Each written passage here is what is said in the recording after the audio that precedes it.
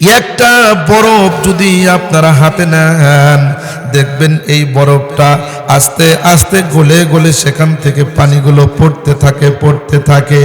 এই বরফটা আস্তে আস্তে যতই সময় যায় ছোট হয়ে যায়। বন্ধুগণ আমার, এর মানে কি জানেন? একটা মুহূর্ত যখন চলে আসে, বরফটা গলে গলে সমস্ত পানিগুলো যখন পড়ে যায়, শুধু কাঠিটা থাকে। ওই সময় যিনি বরফটা হাতে রেখেছিলেন, ওই ব্যক্তি কাঠিটা সিন্দুকের ভিতরে রাখে না, বাক্সের ভিতরে রাখে না, পকেটে রাখে না, কাঠিটা ছুঁড়ে ফেলে দেয়। তখন ওইটার নাম আর কোনো বরফ থাকে না, ওইটার নাম একটা কাঠি। কাঠিটা ফেলে দেয়। আমার আল্লাহ রব্বুল আলামিন আপনাদের একটা হায়াত নির্ধারণ করে দিয়েছেন। এই হায়াতটা আস্তে আস্তে সকাল যাচ্ছে, দিন যাচ্ছে, রাত যাচ্ছে, দিন যাচ্ছে, রাত যাচ্ছে, হায়াতটা শেষ হয়ে যাচ্ছে, হায়াতটা শেষ হয়ে যাচ্ছে। আমি আর আপনি মনে করতেছি আমি হয়তো বড় হয়ে যাচ্ছি। ছিলাম শিশু, সেখান থেকে কিশোর, তারপরে বালেক, তারপরে যুবক হয়ে গেলাম, সেখান থেকে আমরা আজকে যুবকের পরে বৃদ্ধ হয়ে যাব। ও বন্ধু, মনে করছি বড় হচ্ছি, না না, যতই দিন যাচ্ছে কবরের দিকে আমরা তত অগ্রসর হচ্ছি। কথা কোন ঠিক কিনা? বন্ধুগণ আমার, সিরাজগঞ্জ থেকে বগুড়াবাসীদেরকে শুধু কান সুখ দেওয়ার জন্য আসি নাই, আপনাদেরকে বলতে চাই এই দুনিয়াটা আমরা কি জন্য আসছি, কিভাবে কাজ করতেছি, কোন কাজে লাগাইছি, আবার আমরা কোথায় চলে যাব, আপনাদের ঘুমন্ত হৃদয়কে জাগ্রত করার জন্য আমি এসেছি। বন্ধুগণ আমার, আমল ছাড়া অন্য কোনো কিছু আমরা মেনে নিতে পারি না, কেননা ইন্তেকালের পরে আমল ছাড়া কবরের ভিতরে কোনো কিছু ধরা দিবে না। কথা বলেন ঠিক কিনা? আমার ভাইয়েরা, একটা বরফ যেরকম ভাবে গলে গলে শেষ হয়ে যায়, একটা করে ফোঁটা পড়ে সেখান থেকে কমে যায়। আমার একটা করে দিন হলো একটা হায়াতের ফোঁটা, আমার একটা করে রাত হলো আমার হায়াতের একটা করে ফোঁটা। একটা দিন যাচ্ছে, আমার হায়াত থেকে কমে কমে যাচ্ছে। বরফ যখন ফোঁটা পড়তে পড়তে শেষ হয়ে যায়, দিন রাত্র যাইতে যাইতে একটা সময় আমার হায়াতটা শেষ হয়ে যায়। আমার হায়াত যখন শেষ হয়ে যায়, বরফের যেমন কাঠি থাকে, আমার ওই রকম শুধু দেহটা থাকে। বরফ ওই সময় কাঠিটার নাম শুধু কাঠি, বরফ আর বলে না। আমার হায়াত যখন শেষ হয়ে যাবে, ওই সময় আর কেউ আমাকে মানুষ বলে না, ওই সময় আমাকে কেউ রাশেদুল ইসলাম বিদ্যাবাদী বলে না, ওই সময় আপনাকে মাসউদ রহমতি বলে না। ওই সময় একটা মাত্র নাম থাকে, সেই নামটা হলো লাশ। কথা বলুন ঠিক কিনা? ওই সময় বলে জানাজার টাইম হয়েছে, লাশ আনছো কিনা, নাকি বলে চেয়ারম্যান সাহেব আসছে কিনা, এই কথা বলে। ওই সময় বলে লাশ আসছে কিনা, ওই সময় বলে লাশকে কখন তোমরা মাটি দিবা। তাহলে বোঝা গেল আমার আর দাম নাই, আমাকে আর রাখবে না, অন্ধকার কবরে রাখবে।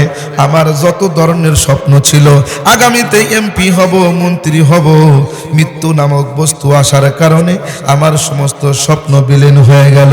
বন্ধুগণ আমার, কবরের ভিতরে দেখলাম একজন ব্যক্তি অত্যন্ত কান্না করতেছে।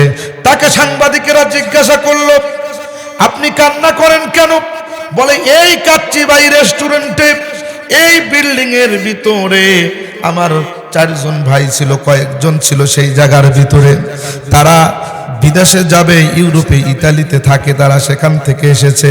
ইতালিতে থাকার জন্য তাদের গ্রিন কার্ড হয়েছে, তারা যখন তখন যাইতে পারবে, আসতে পারবে। কিন্তু দুঃখের বিষয় হলো, তারা রাত্রিবেলায় এই রেস্টুরেন্টে এসেছিল, এই জায়গার ভিতরে আগুনে পুড়ে তারা সবাই মারা গিয়েছে। আগুনে পুড়ে তারা মারা গেল। ইতালি যাওয়ার স্বপ্ন ভঙ্গ হয়ে গেল। ও বন্ধুরে, কত ধরনের স্বপ্ন দেখে নামাজ আমি আর আপনি পড়ি না, কত ধরনের স্বপ্ন দেখে দাড়ি রাখি না। একজন ব্যক্তিকে জিজ্ঞাসা করলাম, ও ভাই, নামাজ কি জন্য পড়েন না, দাড়ি কি জন্য রাখেন না? আল্লাহর বান্দা বললেন, হুজুর, নামাজ পড়ব এটার তো একটা সময় আছে, দাড়ি রাখবো এটার একটা সময় আছে। মেয়ে বড় হয়ে গেছে, বিবাহ দিয়া নেই, তারপরে রাখবো, নাউজুবিল্লাহ বলেন। মেয়ে বড় হয়েছে, নাতিপুতি হয়নি, তারপরে নামাজ পড়বো, জোরে কর নাউজুবিল্লাহ। বন্ধুগণ আমার, এই দুনিয়ার মধ্য থেকে আমাদের ঘুমটা ভাঙে না, কিন্তু ঘুমটা ওই সময়ের ভিতরে ভেঙে যাবে যেই সময় দেখবেন মৃত্যু নামক বস্তু আপনার সামনে এসে যাবে। মৃত্যু আসার পরে আপনার সমস্ত স্বপ্নগুলোকে একদম ভেঙে চুরমার করে দেবে। ওই সময় বুঝতে পারবেন এই দুনিয়াটা একদম মিথ্যা ছিল, এই দুনিয়াটা আপনি সৌন্দর্য দেখে আখেরাতকে ভুলে গিয়েছিলেন। কিন্তু আমার নবী বলেন প্রত্যেকটা মানুষকে দুনিয়ার রাস্তা থেকে আখেরাতকে দেখানোর জন্য আমি এসেছি। আমার ভাইয়েরা, আল্লাহ রাব্বুল আলামিন বলেন অত্যন্ত সুন্দর করে পবিত্র কোরআনে কারীমের ভিতরে ইরশাদ করেছেন, আল্লাহু ওয়ালিউল্লাযীনা আমানু ইখরিজুহুম মিনাজ-যুলুমাতি ইলান নূর। আল্লাহু আকবার। আর একটু জোরে বলুন আল্লাহু আকবার।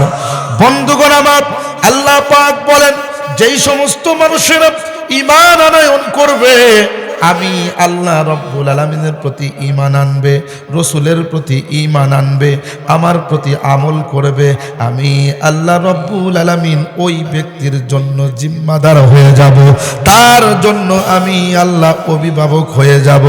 ওই ব্যক্তির যত ধরনের প্রয়োজন আছে আমি আল্লাহ রব্বুল আলামিন আমার কুদরত থেকে সেটা পূর্ণ করে দেব। সমস্ত কিছু পূর্ণ করবেন কে? আর একটু জোরে বলুন তিনি কে? তিনি হলেন আল্লাহ।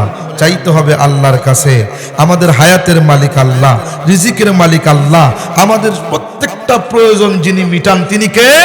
তিনি হলেন আল্লাহ। আমরা ইবাদত করব যার কাছে, যার জন্য আমরা চাইবো তার কাছে। কথা বলুন ঠিক কি না? জোরে বলুন কথা ঠিক কি না? আমি আপনাদের মাঝে যেই আয়াতটা তেলাওয়াত করেছি সেই কথাটা আপনাদের সামনে বলি। সেই আয়াতটা আল্লাহ রাব্বুল আমিন দুইটা কর্মসূচি দিয়েছেন আয়াতের ভিতরে। কয়টা কর্মসূচি? জোরে বলুন কয়টা? আর একটু জোরে বলুন কয়টা? দুইটা কর্মসূচি দিয়েছেন। আল্লাহ বলেন কর্মসূচি দুইটা, এবং পুরস্কারের কথাও আল্লাহ তাআলা সেখানেই বলেছেন। আল্লাহ রাব্বুল আলামিন বলেন সেই ছোট্ট আয়াতে, فَأَمَّا مَنْ خَافَ مَقَامَ رَبِّهِ وَنَهَى النَّفْسَ عَنِ الْهَوَى فَإِنَّ الْجَنَّةَ هِيَ الْمَأْوَى।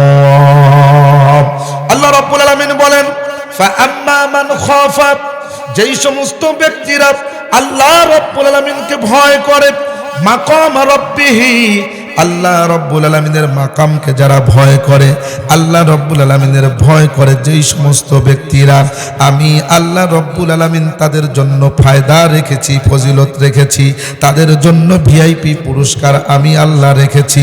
কি পুরস্কার? আয়াতের শেষে আমার আল্লাহ রব্বুল আলামিন অত্যন্ত সুন্দর করে বলেছেন। আল্লাহ পাক বলেন দুইটা কর্মসূচি দিয়েছেন, দুইটা কাজ করার কথা আমার আল্লাহ বলেছেন। এই দুইটা কাজ যদি কোনো ব্যক্তি করে, আমার আল্লাহ বলেন দুনিয়ার ভিতরে ওর কোনো ব্যর্থতা থাকবে না, দুনিয়ার মধ্যে ওর কোনো চিন্তা থাকবে না, দুনিয়ার মধ্যে তার কোনো পেরেশানি থাকবে না।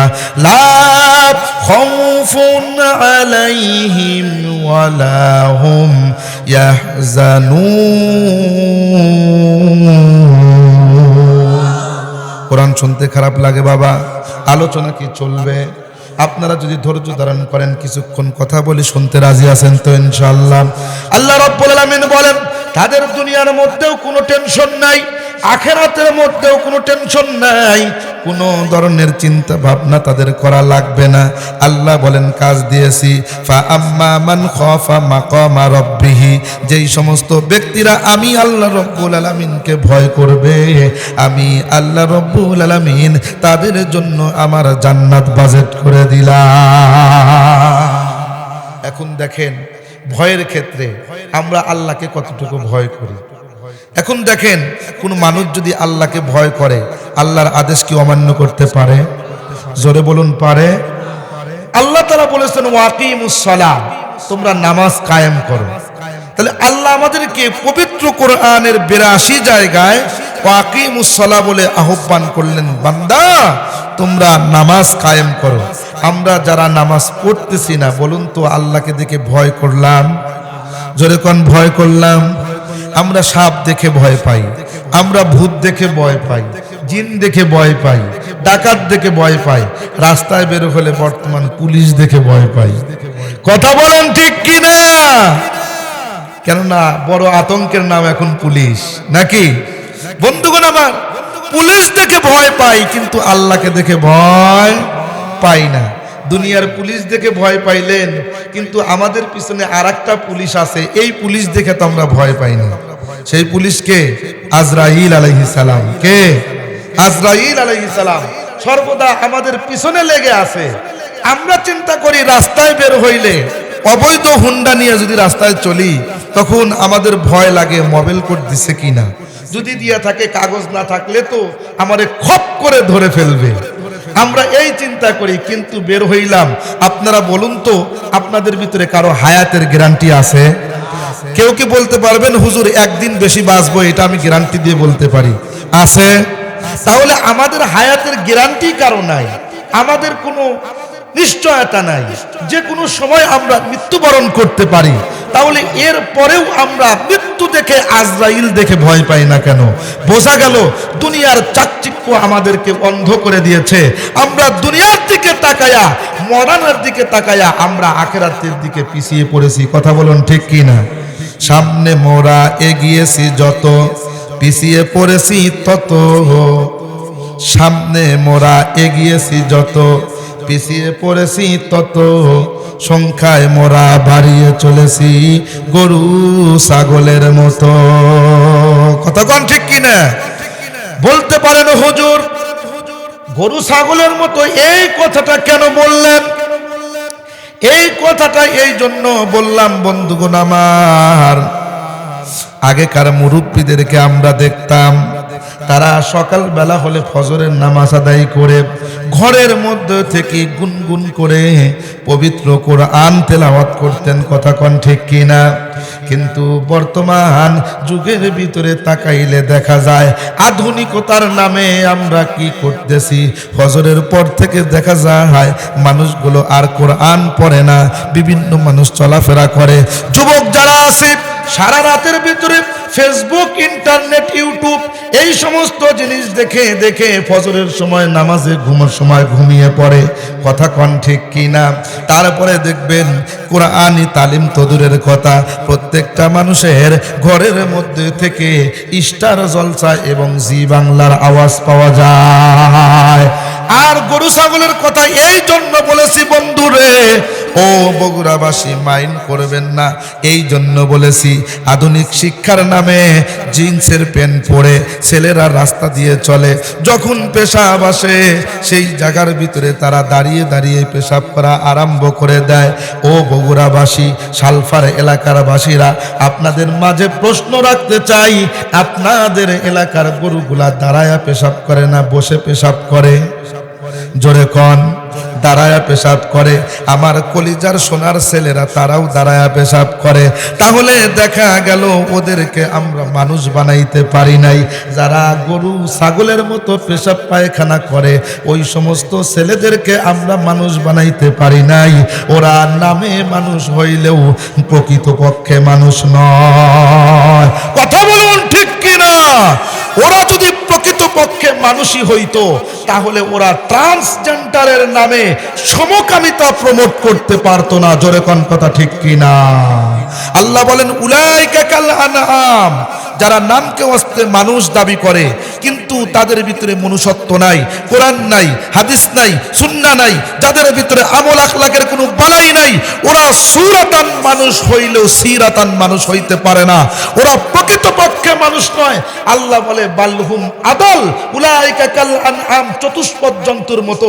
চতুষ্পদ জন্তু বলে আল্লাহ আমরাও তো তোমার হুকুম মানি, আল্লাহ আমরাও তো ওদের মতো সমকামিতা করি না, ওদের সাথে আমাদের তুলনা দিলেন? আল্লাহ বলেন না, বালহুম আদাল, ওদের চাইতেও নিকৃষ্ট ওরা। কথা বলুন ঠিক কি না? জোরে কোন কথা ঠিক কি না?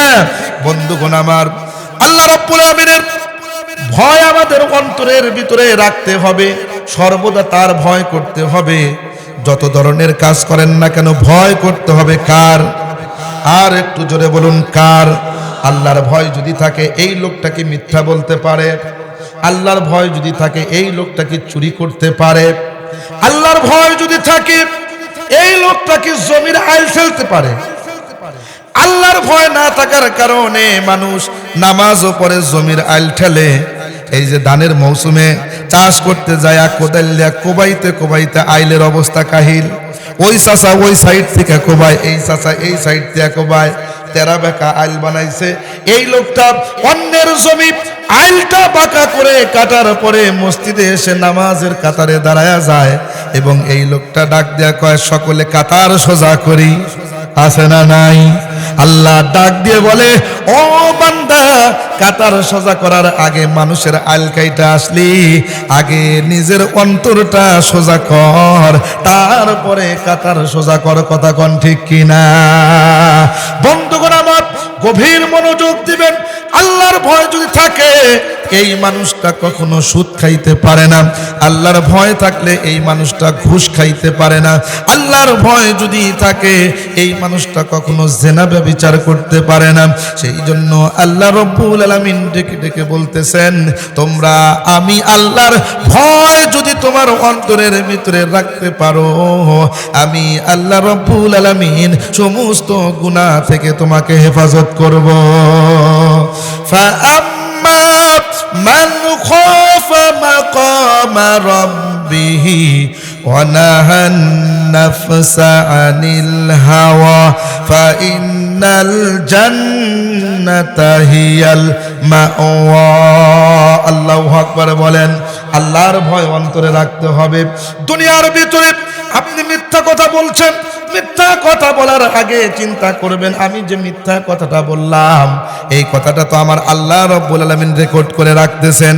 আমরা মনে করতেছি কথা বললাম এইটাই শেষ, বলে না না, আপনার কথা বলাটাই শেষ নয়। আপনি ঘরের মধ্যে কথা বললেন আর কেউ শুনলো না, বলে না না, এরকম না। আল্লাহ রাব্বুল আলামিন সমস্ত মানুষকে বোঝানোর জন্য একটা মোবাইল ফোনই যথেষ্ট। কেননা আপনারা দেখবেন যারা মোবাইল ফোনের ভিতরে কথা বলেন, এই কথা